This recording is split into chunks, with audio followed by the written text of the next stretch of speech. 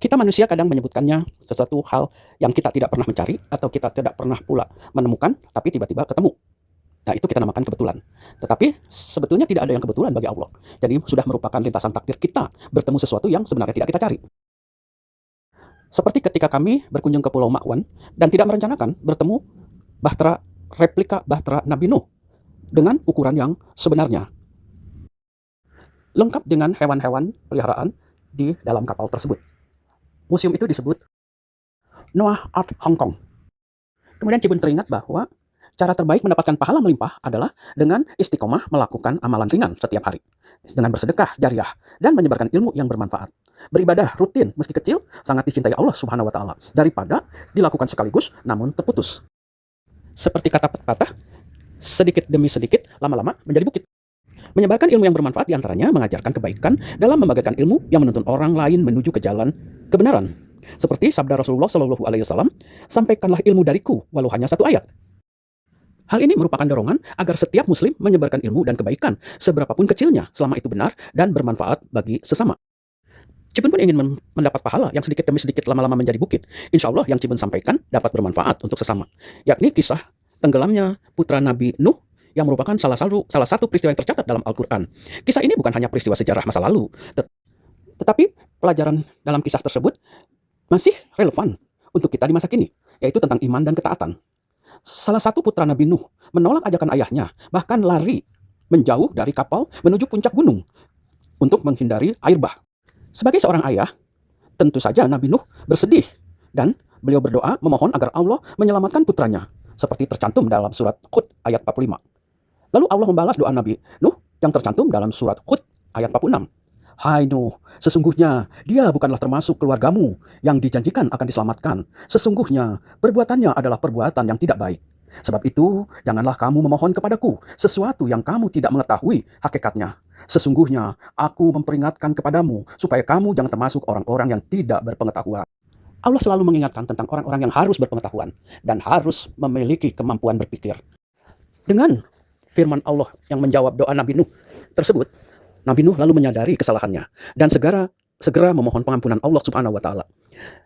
Nabi Nuh mengikhlaskan kepergian sang putra dan istrinya yang zalim serta seluruh umat yang tidak beriman kepada ajaran Allah Subhanahu wa taala. Yang beriman dan menjadi pengikut Nabi Nuh hanya sekitar 70 sampai 80 orang saja.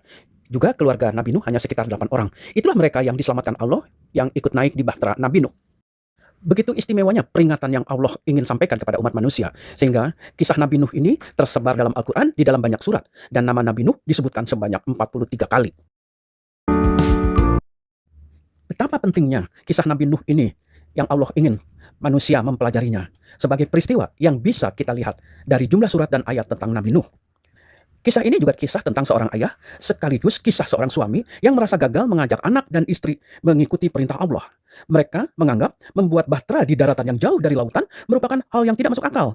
Mengapa mereka tidak mengikuti ajaran kepala keluarga? Dalam kisah tersebut diriwayatkan para pembesar negeri dan para pengusaha tidak senang bila penduduk negeri berubah dari penyembah berhala, karena mereka mendapatkan keuntungan besar dari pembuatan berhala. Para pengusaha kebun-kebun merasa dirugikan kalau para penduduk negeri mengikuti jejak Nabi Nuh. Para pengusaha tersebut tidak ingin penduduk negeri menjadi berpengetahuan. Bila para penduduk negeri berpengetahuan, maka mereka tidak mungkin mau dibayar murah. Untuk itulah para pengusaha kebun tersebut bersekongkol dengan istri dan putra Nabi Nuh. Istri dan putra Nabi Nuh disilaukan oleh upeti dari para pengusaha, sehingga mereka rela bermuka dua, yaitu sikapnya di depan Nabi Nuh beda, tetapi berbeda pula sikapnya bila berada di belakang Nabi Nuh. Setelah berdakwah selama 950 tahun, dan puncaknya adalah ketika Nabi Nuh ditantang oleh para penduduk, bagaimana apakah azab Allah akan datang bila mereka tetap menyembah berhala. Dengan tantangan tersebut, maka Allah mewahyukan kepada Nabi Nuh bahwa tidak akan ada lagi para penduduk negeri yang akan beriman. Oleh karena itu, diperintahkan agar Nabi Nuh membuat bahtera besar. Proses pembuatan kapal dimulai dari menanam benih pohon kayu, lalu merawatnya agar tumbuh besar. Setelah itu, pohon tersebut ditebang menjadi bahan baku kapal. Proses pembuatan yang cukup panjang itu menyebabkan bagi orang yang tidak berpengetahuan akan mengejek perbuatan yang tidak masuk akal manusia itu. Meskipun wahyu Allah telah diturunkan kepada Nuh, namun istri dan anaknya tetap tidak mengikuti jejak Nabi Nuh. Apa yang menyebabkannya? Salah satunya adalah pergaulan yang tidak sesuai status sosial dan takut miskin. Mungkin kisah Nabi Nuh ini yang menyebabkan anggota keluarga dengan harta pas-pasan, cenderung miskin, berbuat tidak mengikuti perintah Allah. Atau mungkin banyak dari mereka belum membaca surat dan ayat tentang Nabi Nuh beserta keluarganya yang tersebar sebanyak 43 kali. Demikian banyaknya ayat tentang Nabi Nuh diulang-ulang. Mungkin karena demikian pentingnya hubungan ayah dan anak yang diperlihatkan seorang ayah tetap mendoakan anak yang telah menentangnya. Namun doa seorang ayah terhadap anak durhaka mendapat teguran Allah. Pengaruh pergaulan anak dengan lingkungan juga mempengaruhi perilaku anak. Cipun jadi terpikir, barangkali Albert Bandura yang mencetuskan teori pembelajaran sosial atau social learning theory terinspirasi dari kisah anak dan istri Nabi Nuh ini. Wallahu alam. Tapi mari kita simak teorinya. Teori Albert Bandura ini menyatakan bahwa anak-anak belajar perilaku baru dengan cara mengamati dan meniru, dengan cara memperhatikan perilaku orang di sekitarnya. Orang di sekitarnya termasuk orang tua, guru, teman sebaya, tetangga, dan masyarakat sekitar anak. Lalu, perilaku mereka itu diingat oleh anak. Kemudian, ada yang ditirunya. Namun, kita tidak tahu perilaku yang mana yang ditiru anak.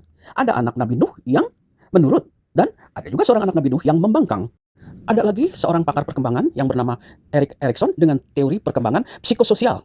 Mungkin beliau juga terinspirasi dari kisah Nabi Nuh yang memulai menanam pohon dari benih sampai dibuat menjadi kapal besar.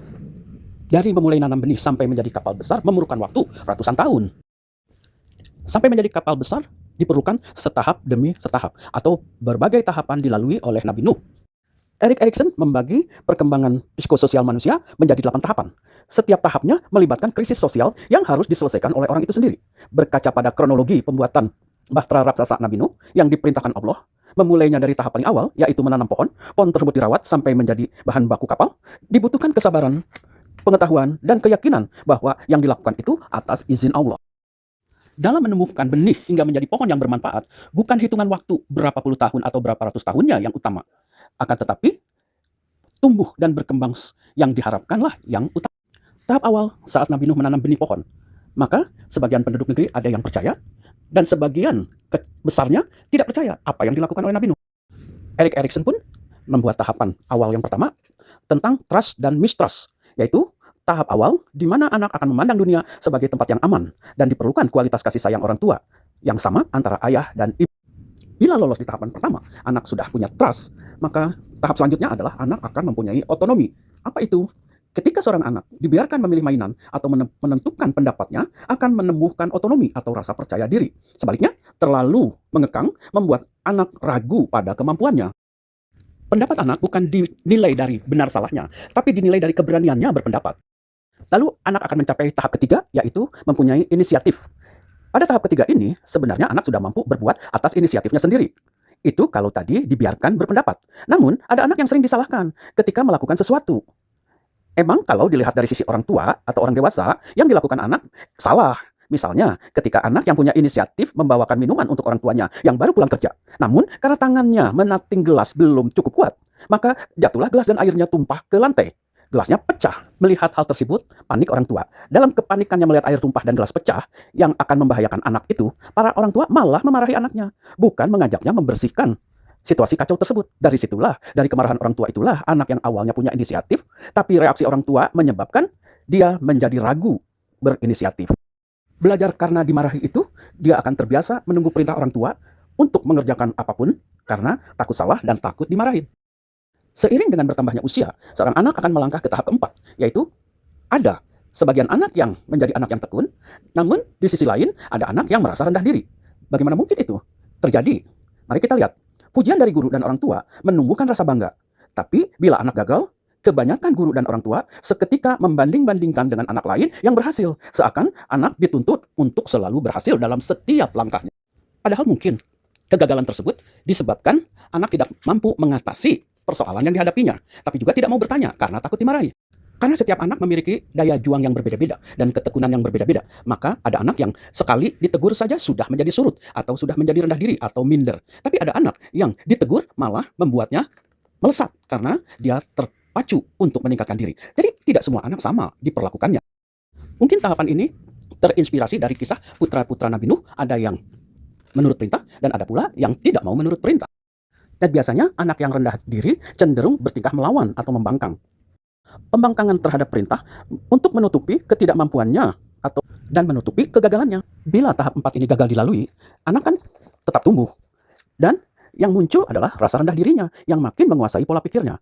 Maka di tahap 5, membangun identitas diri akan sulit berkembang karena yang terjadi adalah kebingungan mengambil peran di lingkungan yang lebih luas dari lingkungan anak atau tidak mampu mengambil peran di masyarakat.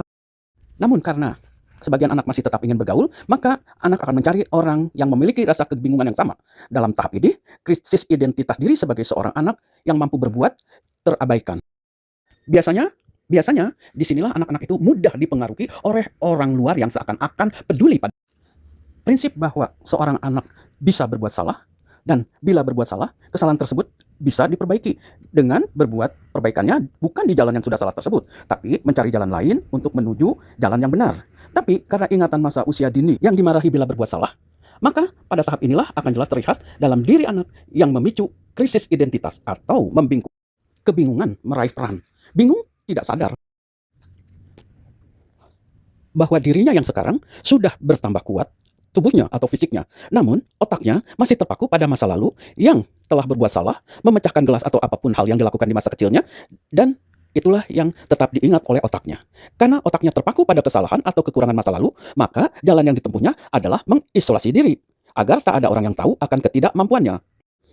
Namun, karena dia ternyata sadar memiliki kekuatan ototnya, itulah yang ditonjolkan agar orang lain takut dan tidak bisa melihat ketakutan masa kecilnya. Barangkali tahapan ini terinspirasi pada putra Nabi Nuh yang menjauh dari kapal, memikirkan keselamatannya dengan cara menaiki gunung tinggi, bukannya naik kapal mengikuti ajakan ayahnya. Pada tahap selanjutnya dari usia seseorang, yang dikisahkan yaitu tentang istri Nabi Nuh pun tidak ikut naik kapal. Mungkin kelanjutan ini yang menginspirasi teori Erik Erikson yang menuliskan tahap 7 dilalui saat usia 65 tahun ke atas atau sudah usilan, yaitu usia lanjut, yang mulai merefleksikan perjalanan hidup dan mengevaluasi perbuatannya di masa lalu. Bagaimana salah seorang dari putra Nabi Nuh membangkang tidak menuruti perintah ayahnya karena meniru didikan ibunya, dan penyesalan ibunya yang mendalam karena azab Allah datang seperti yang selalu disampaikan Nabi Nuh kepada keluarganya. Mungkin istri Nabi Nuh menjadi putus asa sehingga tidak mampu untuk naik ke kapal.